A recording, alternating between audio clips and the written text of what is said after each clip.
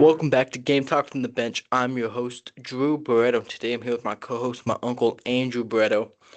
And I've been talking about a 1 year anniversary, not a 1 year anniversary, but a 1 year of doing this. And I missed the date. It was the 5th of February. It is currently the 10th. I'm 5 days late. I just was looking at when I got my first YouTube video out, forgetting that I posted on Spotify earlier. But yeah, we've officially been doing this for over a year, so it's been great.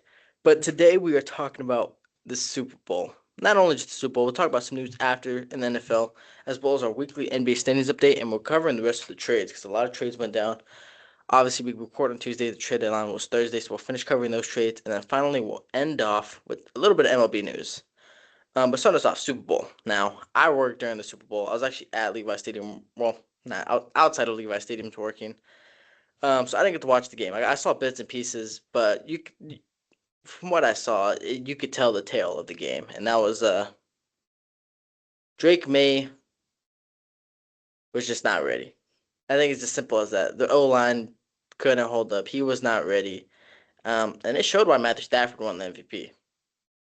Yeah, he wasn't ready, and maybe they're bringing it up now, talking about that shoulder, and maybe it was bigger than what was talked about. But again, though, that defense down the stretch for Seattle is just dominating, just suffocating quarterbacks, running backs, whoever was lined up against them.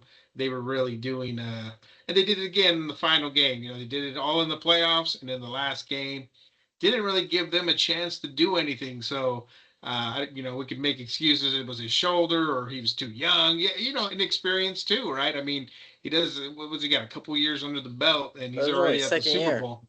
Yeah, he's already in the Super Bowl, the biggest game out there with millions and millions of viewers. It could have been that too. So it could be a few things there, but like we talked about before, the better team won, obviously, and that defense, that dark side. What are they calling each other? Dark side. I don't know, but they are Legion of Boom just 2.0, whatever it Legion of is, Boom they were 2.0. phenomenal. Yeah, no. And my dad, we were talking to some of my dad. I brought it up. He said the winner of the game, it's gonna depend on who makes the second half adjustments because it was a close game at the end of the first half. It was 9-0. Patriots were more well in the game. Even at one point, it was 12-0. They were more within the game. Obviously, Patriots made some adjustments. They put up 13 points in the second half, but Seattle just made more of an adjustment offensively and defensively. They got to Drake May. Now I know you brought up the shoulder thing. It did look like some of his throws. I don't know. He underthrew a lot of balls. So maybe that might have been a huge factor. Offensive line was just getting dominated though. I mean that defense was flying. For the Seahawks, I mean they just at one point I thought, shoot, they just kicked field goals. Jake Myers might win MVP. Um, but no, Kenneth Walker had an amazing game. He had over 100. He had 135 yards rushing. I believe on 21 or 26 carries. Can't remember the official stat. But no, he was fantastic. And I thought, obviously Seattle won the 1-2 punch with him and Charbonnet, but I just always thought Kenneth Walker should just be the main powerhouse. He should get the most of the carries. And it's shown in this playoffs. When Charbonnet went down that game against San Fran and Walker took over, I mean, he was just unstoppable. I mean, I want to say he had over 100 plus rushing yards in the 3 games. But he was just phenomenal. Sam Darnold did a well enough job too. He managed the game, 202 yards with touchdown. Drake May had 200. I want to say he had 200 something yards in the fourth quarter alone, passing. He had 2 touchdowns, 2 INTs. Yeah, Kenneth Walker 27 carries, 135 yards. He was he was unstoppable, and I'm glad he won the MVP. I'm not a fan. Well, I've been obviously a lot of awards have been like the MVP have become a quarterback award, so it's nice seeing a position player win the Super Bowl MVP. Yeah, like you said, I mean, at one point, all these field goals, we thought the kicker was going to get it, and such domination, we thought like a member of the defense for Seattle was going to win the Super Bowl MVP award, or maybe give it to the whole group in general. But instead, they gave it to well deserving. I mean, it seemed every time he touched the ball, he was 5 yards plus. He actually had a longer one that was called back. You know. Because of holding. But that rushing yards could have been even close to 200 yards the way things were going for them on that game. So yeah, no, well deserving, and yeah, they just Seattle. comes out victorious and hoisting another Super Bowl trophy. Yeah, to get the revenge for that game, like the 1 yard pick six, not pick six, the 1 yard pick. I can't remember the Super Bowl. Mhm. I'm not good with Roman numerals. I knew this one was 60 because it was 10 years ago. I was at the Super Yeah. Bowl experience, which was 50. Um, but yeah, so yeah, no, they get themselves a ring. Sam Darnold, he proves a lot of people wrong. Minnesota continues to regret the decision of letting him go. It's a nice success story to see. Top three or third overall pick, looked like a bust. Resurrects his career last year. I know. I think we. I don't know about we. I think I said it might have been iffy decision for Seattle to sign him, and now look at them. They're world champions. And but now Seattle's got a big decision. Kenneth Walker's a free agent. He's balled out all playoffs. Anyone the Super Bowl MVP. Can you retain? The question is, are they gonna be able to retain him, and how much is he gonna get? Because he deserves a lot of money. Yeah, here's the fallout from winning the Super Bowl, right?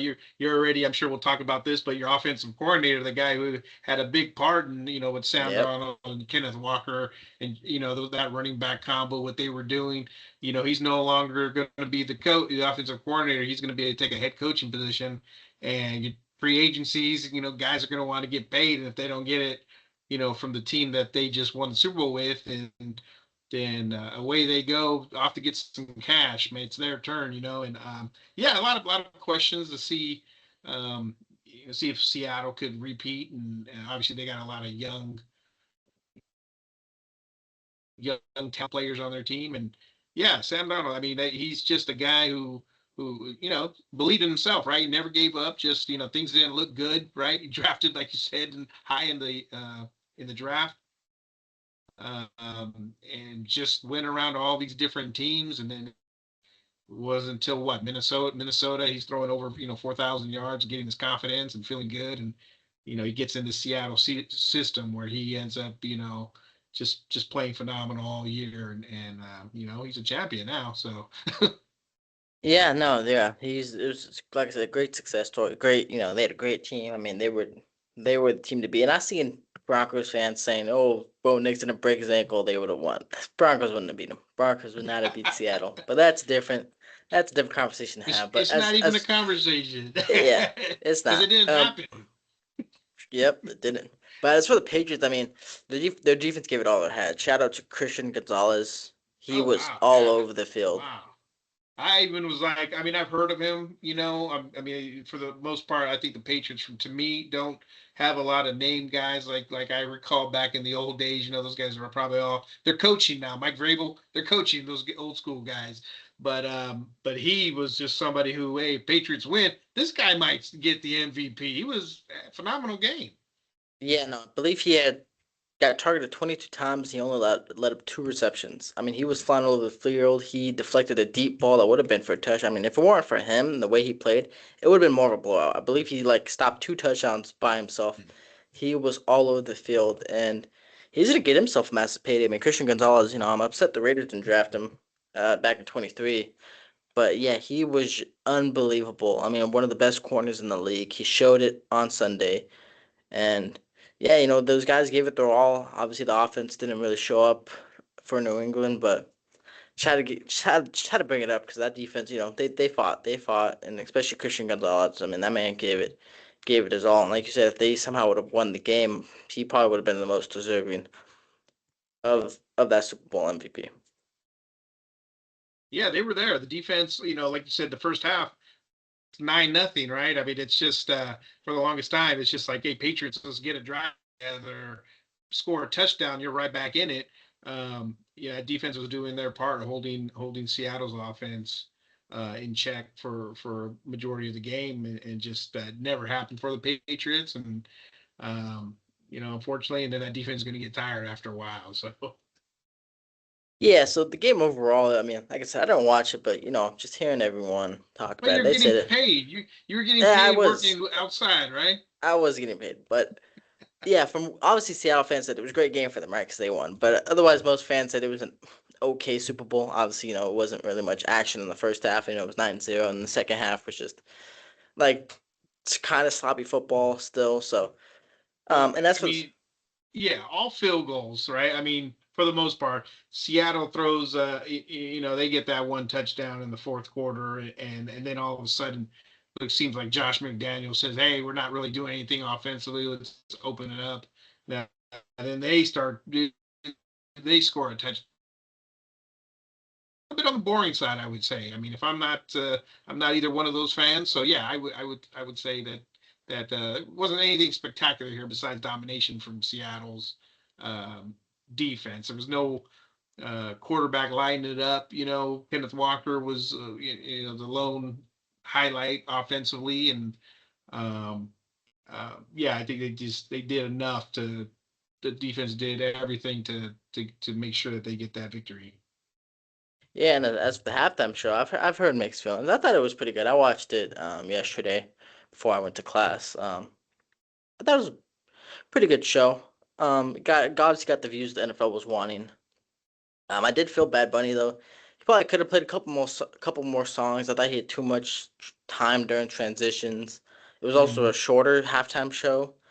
We only had But no, 13 minutes to cram 13 all that stuff minutes. in there. Yeah, That's just uh I'd say considering, the amount of time he was given, I mean, I think he did a phenomenal job. It was and just he brought out uh two guest performers. yeah, two guest performers too, so he could take a little break there, from flying around everywhere, and just the whole set, just representing his culture, and it was a really good night, I would say, for Latinos in general, Latinas, but yeah, made a lot of people proud, I'm sure, and I know when he started naming out all the countries, right, and Yeah, Peru got in there, right, Peru and then Mexico, and I, made a lot of people, hey, it hasn't happened before, you know what I mean, yeah, on this kind of a stage, this is the biggest stage, right? I mean, he's well deserved. He's Grammy winner, top Billboard chart, for his records and his music, and yeah, no, just good to see that, especially for a guy like him. yeah. No, I thought it was great. But moving on from the Super Bowl, obviously I wish we could talk about it more, but we got to move on. Um, it's just NFL news. You It's brought it over up with. earlier. Yeah, it's over with. You brought it up. New season's coming up. You brought it up a little bit earlier. Seattle's gonna be with a new offensive coordinator because Clint Kubiak is heading to Las Vegas. He wasted no time. The next morning, Monday morning after the Super Bowl, he was in Vegas. He signed the papers. He signed a 5-year deal.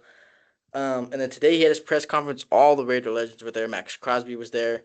He said it himself. He said Crosby is a part of this future. He wants Crosby on the team. And it's as a Raider fan, it's exciting, right? Get an offensive minded coach. The guy just won Mhm. the Super Bowl. His dad is a legendary coach. I mean, things are looking in the right direction. You got the number one overall pick. Mhm. So if you're a Raider fan, you got to be kind of excited. This is all we have right now, right? Just to be happy we're the last team to get a head coach, I believe. I'm not sure if Arizona Yes. ended up Uh, getting their coach. Um, so yeah, the Raiders finally, even though it was already talked about, it was made official, like you said, Monday, Sunday night. If you're a Raider fan, we're like, okay, Sunday night, Super Bowl's over. You're our coach now, and yeah, it's all good things. I can see them, bringing all the old school Raider guys back to welcome him. It's a big job, and for a big job, he's going to be getting paid some pay raise here to try to turn around Silver and Black, who's been just waiting. So yeah, yeah. this is like some of the exciting news for Raider fans, and we'll see how it goes. Yeah, hopefully I mean, obviously we're hoping for a quick turnaround, but if it takes, 2 to 3 years, we've waited long enough. I think we could wait a little more. But yeah, some other news. Rams offensive tackle Rob Harvenstein. He's retiring after the long 11 seasons. Obviously he's a Super Bowl champ. Big not a big blow, but it's a tough blow to take. It's obviously been with the team for quite some time. What else? What is the other news I was thinking of? Apparently Will Campbell, the left tackle for Patriots, he was dealing with the torn ligament. I want to say in his arm, might be his leg. Um, Tight end David Njoku announced that he's not re-signing with the Browns after 9 seasons. Says it's time to find a new home. Hmm. Oh, NFL awards. I almost forgot. Matthew Stafford won MVP. I think I brought it up earlier. Yeah. Um, Matthew Stafford won MVP. Coach of the year was Mike Vrabel. Assistant coach of the year was Mike McDaniel. No, not Mike. Josh McDaniels. Comeback player of the year was Christian McCaffrey. Defensive player of the year was Miles Garrett. Offensive player of the year was Jackson Smith and Jigba.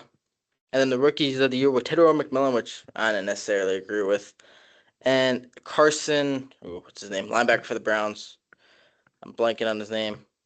But the rookie linebacker from the Browns, Carson, starts with an S. But yeah, that was that. But when it came to the MVP vote, Matthew Stafford won by one vote, and it should not have been that close. Now, I'm not take Greg May had a great year. I'm not saying he wasn't great, but you saw it on the Super Bowl why he wasn't the MVP. I mean, Matthew Stafford played that Seattle team three times, the defense three times, and I get it. Yes, you get more film, you get the feel of playing them, but in those three games, he Yeah. threw for about 1,000 yards, 8 touchdowns, and zero ints. It should not have been. He should not have won by one vote. He should have won probably by like 20. I mean, he was the Who MVP. was getting the votes? Drake May was second. Drake May was second. He lost by one vote. Okay. It was the closest vote in a while, I want to say. Hmm. But yeah, Matthew Stafford fully deserved that MVP. I mean, even statistically, he was way better than May. Um, but yeah, so that was more news. That almost just flew right by my head.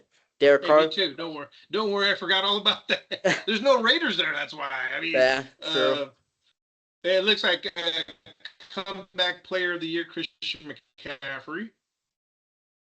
Coach of the year, Mike Vrabel. Yeah, I'm just going through it myself. Um, I think that Cleveland Brown, Carson Schweitzwanger. I don't know. I'm gonna say that right. That's a Yeah, no, defensive rookie of the year. yeah, and I thought Genty should have been probably one of the top five people. I mean, although the Raiders stunk or sucked, probably the better word, he was Yeah. still arguably the better offensive rookie. I mean, he had over 1,000 yards, he had 10 touchdowns.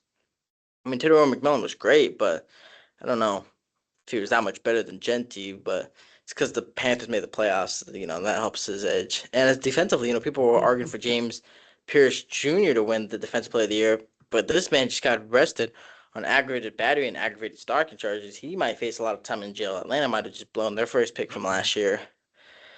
So there's that. Derek Carr will possibly unretire for the 2026 season, given the right situation and coaching staff. So we'll keep you updated on that. Um, What to play? yeah, to play. I don't know. Yeah, I think to Oh play. I boy. believe he's looking to play. Cliff Kingsbury joined the Rams coaching staff to, so we'll see how they do. But yeah, no, Derek Carr said he might unretire now. Will he play? Probably not. Will he coach? He could be a nice quarterback coach. Who knows? Who? Give him a shot with the clipboard. Yeah, I mean, I don't see why not. Especially if he's the Raiders quarterback coach. I wouldn't be upset about it. He worked under Clint Kubiak's offensive system. Think he could be a great mentor to Fernando Mendoza, but only time will tell. Yeah, I But did see a little clip where it was Derek Carr. I think he was answering this question about if if he's been called yet for to be like an assistant coach or something by the Raiders, and I think he had to say like, hey, Kubiak, pretty much, hey kid, I'm available. I think Kubiak, he's like 38 or he's something 38. like that. Yeah, so he's another young up and coming coach, getting his first chance at being a head coach. So yeah, I mean, I'm sure he's excited. It's exciting. It's exciting. We don't have no more retreads, no more older guys who've been around the block for 5 decades or whatever, and we're just gonna have outlook and just new style of play. Yeah, no, definitely. It's a season. Well, I want to say a season to look forward to, but we'll see. But moving on from the NFL into our NBA standings. I'm gonna go over this first, and then we'll get into the trade that finalized last week. In first place, still is the Detroit Pistons. They're about to get to 40 wins. They're 39 and 13. They've just been incredible. 7 and 3 in the last 10. Following them is the Knicks at 34 and 19. And the Celtics are also 34 and 19. I mean, this Celtics team, I haven't seen them play. I know it sounds crazy how you keep raving about them. It's just well, you they're arguably their best player, if not second best player, is out. He's been Hmm. out all season, and they're the third seed, and they made a trade. They made a trade. Now I don't know if this trade. I mean, there was a it was an awkward trade for me. We talked about it last week. Anthony Yeah. Simons and Vucevic, but dude, they're 34-19. They're the third seed, and Jason Tatum possibly will come back this year. They're gonna be sitting themselves in a nice position to possibly go on a run and win the thing. And then following them in the fourth seed, the Cavs. We talked about the Cavs. They made a big trade for James Harden. Raptors made a trade. Yeah, they made a trade with the Warriors. Don't know if it was that big. It wasn't that big, but they're 32-22. 76ers are the sixth seed at 30-23, and then filling out the seventh through 10th seed is the Magic, Heat, Hawks. Hornets have been on. They're 9-1 in the last 10. They got themselves in the 10th seed, looking to get themselves a playoff spot. And once again, the Bucks out of it. They didn't trade Giannis. Should have traded him to the Warriors, but that's okay. In the Something. West Thunder, yeah, in the Trade him West, to. We like to see him in the playoffs. We don't want one of the better players in the NBA to be at home. Unfortunately, that's the way the season's going. That's how it's going to be too. And I don't even know if he's going to be at the All Star game playing. There's a lot of stars that are not going to play in this All Star game. What is it? Sunday? is it this Sunday? It might be. No, I think it's. Is it this Sunday? No, it's got to be next week. Yeah, it's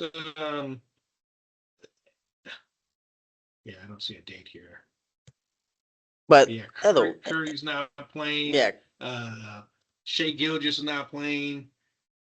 yeah, because Um, he's injured. I know Giannis is still out with injury. He's most likely not playing, so it's not gonna be fun, especially when Steph Curry is the main show. It's yeah, not too good. But yeah, in the West we got the Thunder. Obviously, they're still sitting in the first seed. They were without Shea. They're 5-5 in the last 10. They're 41-13. Followed by the Spurs, who are 36-16. And then the Nuggets are 34-20. And then after that, we get kind of a close race. Rockets 32-19. Lakers 32-20. Timberwolves are 33-22. Suns are 31-22. And the Warriors are 29-25. All those teams are within 3 to 4 games of each other. So the fourth through eighth seed could be intertwined by the end of the year. In the ninth seed, you have the Trailblazers at 26-28, and the Clippers are 25-27 in the 10th spot. So that's that for our NBA standings update. As for yeah, trades, a it lot is. of It is this weekend. is it this weekend? Oh my Yeah. goodness! See, What date is it today? Today's the 10th. So we have February 13th to the 15th. 15th Sunday is the All Star game, and then wow. So I don't even then know. we have the That's just how like the Pro Bowl. The only All Star game that's worth watching is the MLB All Star game. That's a game where these guys actually try. But yeah, no, the NBA it's falling off. Same with the NFL. So I don't pay attention to them now. It's it's brutal. mostly for the NBA. It's the Saturday night 3-point contest, slam dunk. You Well, know, even that has been like recently. I mean, yeah, Mac McClung was in it. He's not in it this year. Steph Curry's not gonna be in it. The 3 point contest line is not that great. Um, they have the Rising Stars, so that's one you see all the up and coming rookies go at. But there's no defense there. It's kind of yeah, similar to everyone's throwing alley oops, bouncing the ball off the back, off the floor, and trying to take it for a backwards jam. But yeah, that would be Saturday night. So I still take a look at that one I might watch every that. so often. I'll Yeah, be that was at the Gonzaga versus Santa Clara basketball game on Saturday, so I might not watch it on okay. Saturday, but Sunday I might be there. But yeah, getting into these trades that finished up. Big trade, big three-team trade between Charlotte, Dallas, and Washington. Anthony Davis, who we thought might have gone to the Warriors, he's going to Washington. He's a Wizard.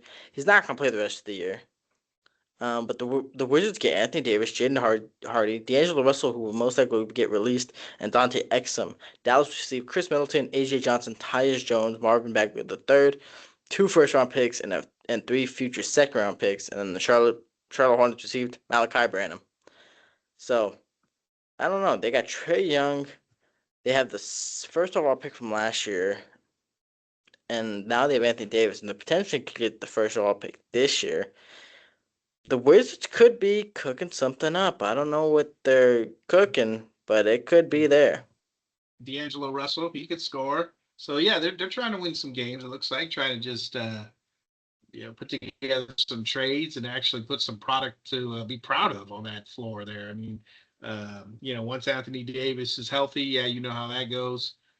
Trey Young, he's a phenomenal player, and even Jaden Hardy and Dante Exum, not too bad. I mean, like, guess you got some players who will compete. And next year they could be a surprising team. As for the Warriors, they made a trade. Now it was a questionable trade.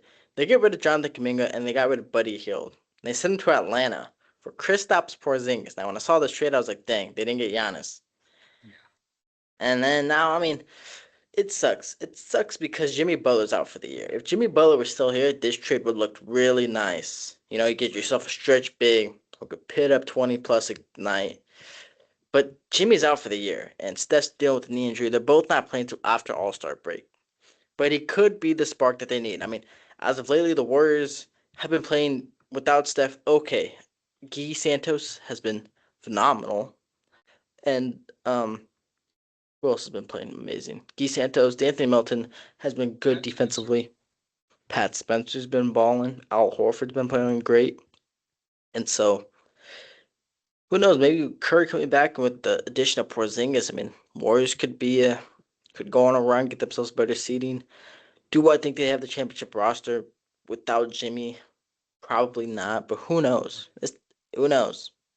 We've Yeah, just seen get healthy. That's the main thing with Porzingis is if he's healthy, that already gives us a big man who can rebound, play defense, shoot three. Teaming him together with Al Horford. Last time they did that, they were with the Boston Celtics, winning a championship themselves. But yeah, no, I agree. Is this going to make them a championship? The Warriors a championship team? I don't think so. But at least, yeah, maybe it makes them get a better seeding, maybe have a just better more, shot. yeah, better shot, maybe more than just a plan, get in a 7 game series. Um, but yeah, the health is everything, of course, with Curry. Everything starts with Curry. If he's there and we could get Porzingis in there with, Moses Moody, Draymond Green, yeah, it would be nice to see Jimmy Butler, but unfortunately his injuries. Yeah, I don't know how many more years we could like wait, because Curry's what 37. 30, he's turning I know 38 he's this still year. playing at an all star. We're He's still running. playing at an all But star level. they're running out of time. Yeah, I mean, you just all these young up and coming guys, they all want to go at Curry too, right? They all want to say I crossed up Curry and with whatever it may be, but yeah, it's not the greatest trade, right? I mean, I know we had our eyes. Must be nice to go after Giannis, but that didn't happen. And I think it was gonna. It was already, writing was already there and on the wall that he was going to be traded. We just didn't know to who and for what. But yeah, and we don't have the Buddy Hield, Jimmy Butler Yeah, combination comedy factor there. So um, that was a tough one. I saw like a edit and man. But yeah, no, but he was a great locker room guy. Obviously, he wasn't playing that great this year. Obviously had the iconic Game 7 from last year's playoffs against the Rockets. But yeah, so they move off a couple of their medium to larger contracts, free up, and then they're taking Porzingis. So we'll see. They will convert Pat Spencer into the official roster, so that was nice. He's been playing pretty well.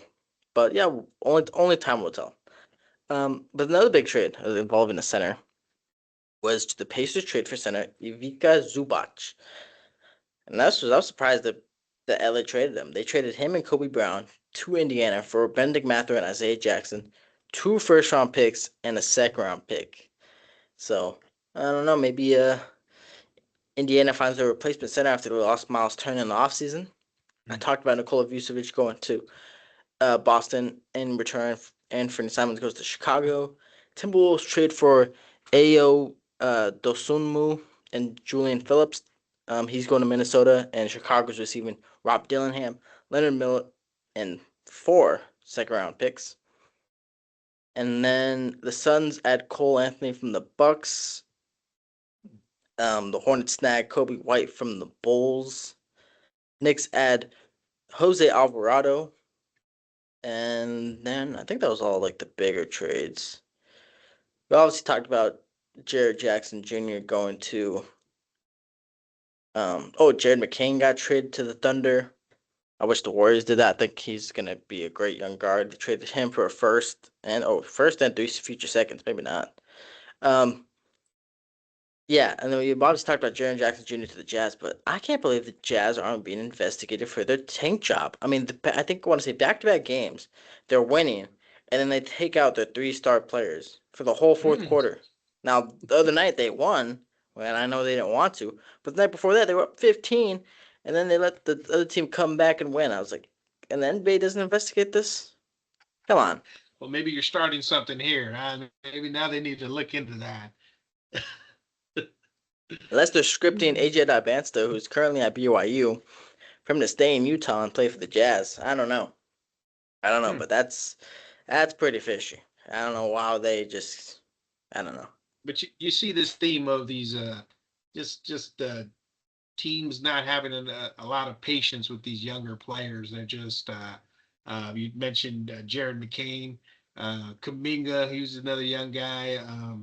Darius Garland, we talked about that before. Just the younger guys are getting traded. Um, for people are looking for those veteran type players who can help them in the playoffs and further.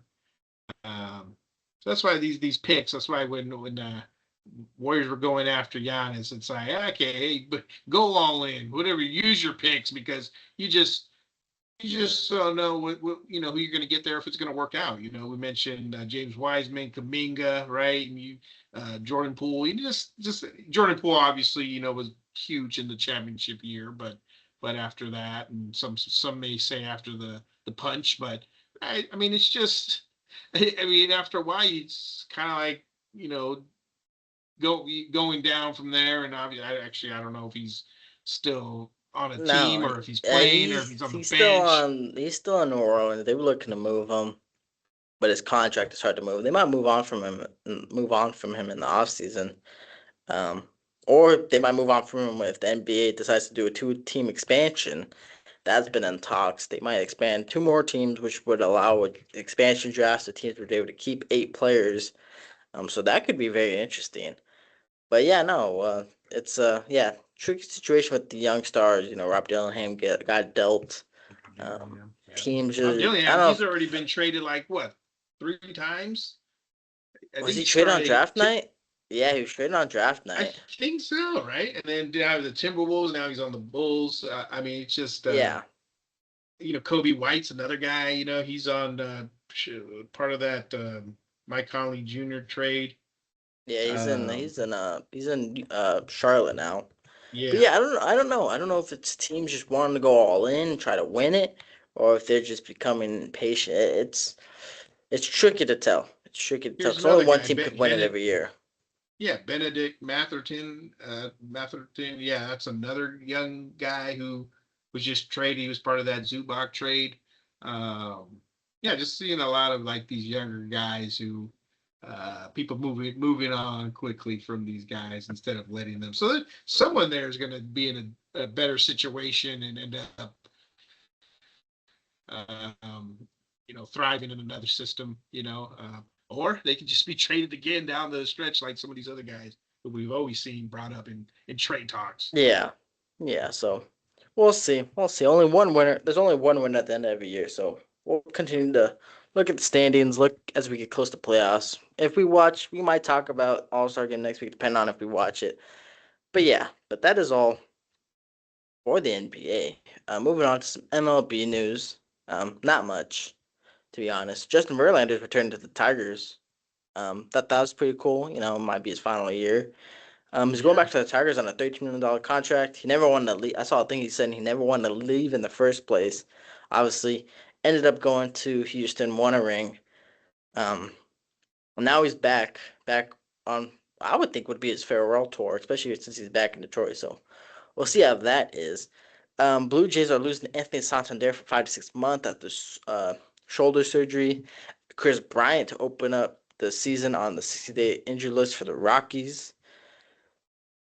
Marcelo Zuna is going to the Pirates. Pirates have spent a lot in the offseason. Red Sox land Caleb Duran in a trade with the Brewers. Yankees bring back veteran Paul Goldschmidt, the first baseman. Uh, a Tariq Skubal wins his arbitration case versus Tigers, sets record with $32 million salary. So good for him. But before he won that, they signed Framber Valdez to a 3-year, $115 million deal with the Tigers. So I don't know. I don't know if Detroit's looking to move Screwball, because if they were looking to extend him, I don't know why they would sign Framber Valdez to a 3-year, $115 million move. And so we'll have to see how that goes. But yeah, pitchers and catchers reported today. I want to say today. So a lot of teams signed a couple pitchers. Um, Catchers weren't really signed, but pitchers were signed. I know Aaron Civil went to the A's today, and a couple other guys signed with some teams. So, and we have the World Baseball Classic coming up. I almost forgot about that. So, Team USA will be playing. We'll see who comes out on top. Will Japan go back to back? Will USA win? Will is it Puerto Rico? No, will the Dominican Republic win? Who knows? But should be fun. It was fun last time they played. They had the World Baseball Classic, so hoping for another good one right before the season. Just hopefully no injuries. Not like Edwin Diaz. He got injured celebrating a win last time, so hopefully no injuries. But enjoy the Baseball Classic and the MLB season that is soon to come. But that is all for today. Thank you all for tuning in. I'd like to thank my co-host, my uncle, for joining me today. Don't forget we're on TikTok, YouTube, Spotify, hold on, and Instagram. Um, I try to get episodes out every Tuesday. I try to get extra posts out. I posted a video on my experience at the NFL experience for Super Bowl week. You can see all my thoughts there. That was a cool little video I had made. My lights didn't go out in today's episode, so that was nice. That was a plus. I'm in the same room. I keep forgetting to book my room, so I'm just getting whatever's available. But yeah, no. So thank you all for tuning in. And until next time, stay ready.